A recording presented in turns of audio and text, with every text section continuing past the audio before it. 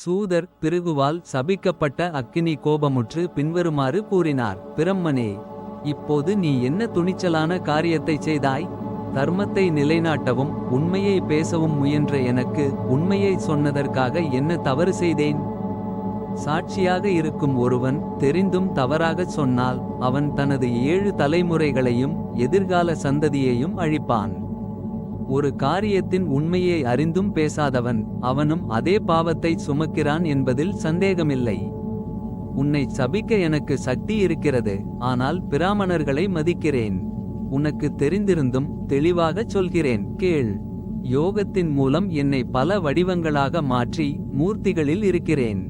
அக்னிஹோத்ரம், சத்ரம், கிரியைகள் மற்றும் யாகங்களில் வேதங்களில் சொல்லப்பட்ட விதிப்படி என்னில் ஹோமம் செய்யப்படும் ஹவிஸ் தேவர்கள் மற்றும் பித்ருக்கள் ஆகியோரை திருப்திப்படுத்துகிறது. நீர் தேவர்கள், தேவர்கள் அனைவரும், நீர் பித்ருக்கள் அனைவரும் அமாவாசை மற்றும் பௌர்ணமி தேவர்களுடனும் பித்ருக்களுடனும் சேர்ந்தவை. தேவர்கள் பித்ருக்கள், பித்ருக்கள் தேவர்கள் ஒன்றாகவோ அல்லது தனித்தனியாகவோ பண்டிகைகளில் பூஜிக்கப்படுகிறார்கள். தேவர்களும் பித்ருக்களும் எப்போதும் என்னில் ஹோமம் செய்கிறார்கள். நான் தேவர்கள் மற்றும் பித்ருக்களின் முகம் என்று அழைக்கப்படுகிறேன். அமாவாசையில் பித்ருக்களும் பௌர்ணமியில் தேவர்களும் என் முகத்தின் மூலமாகவே ஹவிஸை ஏற்றுக்கொள்கிறார்கள்.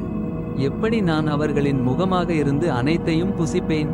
பிறகு அக்கினி யோசித்து தன்னைத்தானே அழித்து கொண்டான். துவிஜர்களின் அக்னிஹோத்ரம், யாகம், சத்ரம், கிரியைகள், ஓம்காரம், வஷட்காரம், ஸ்வதா, ஸ்வாகா இல்லாமல் போயின. அக்கினி இல்லாமல் எல்லா உயிர்களும் மிகவும் துன்பப்பட்டன. பிறகு ரிஷிகள் கலக்கமடைந்து தேவர்களிடம் சென்று சொன்னார்கள், அக்கினி அழிந்ததால் கிரியைகள் அழிந்தன, 3 உலகங்களும் துன்பத்தில் உள்ளன. இங்கு என்ன செய்ய வேண்டுமோ அதை செய்யுங்கள், காலம் கடந்து போகாதபடி. பிறகு ரிஷிகளும் தேவர்களும் பிரம்மனிடம் சென்று அக்கினியின் சாபத்தையும் கிரியைகள் அழிந்ததையும் சொன்னார்கள். மகாபாக்யசாலியான அக்கினி பிருகுவால் ஒரு காரணத்திற்காக சபிக்கப்பட்டான். எப்படி தேவர்களின் முகமாகவும் யாகத்தின் முதல் பாகத்தை உண்பவனாகவும் இருக்க முடியும். எல்லா உலகங்களிலும் ஹோமம் செய்யப்பட்டதை உண்பவன் எப்படி அனைத்தையும் புசிப்பவனாக மாறுவான்.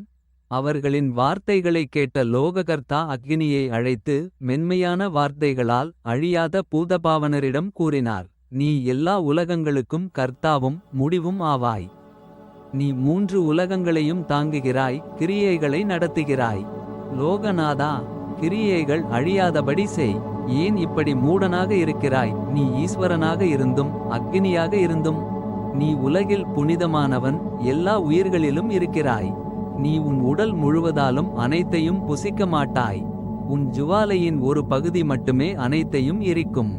சூரியனின் கதிர்கள் பட்டவுடன் எல்லாம் சுத்தமாக கருதப்படுவது போல உன் ஜுவாலையால் எரிக்கப்பட்டது எல்லாம் சுத்தமாக இருக்கும்.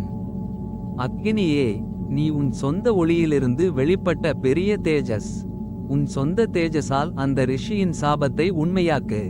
தேவர்களுக்கும் உனக்கும் முகத்தில் ஹோமம் செய்யப்பட்ட பாகத்தை ஏற்றுக்கொள்.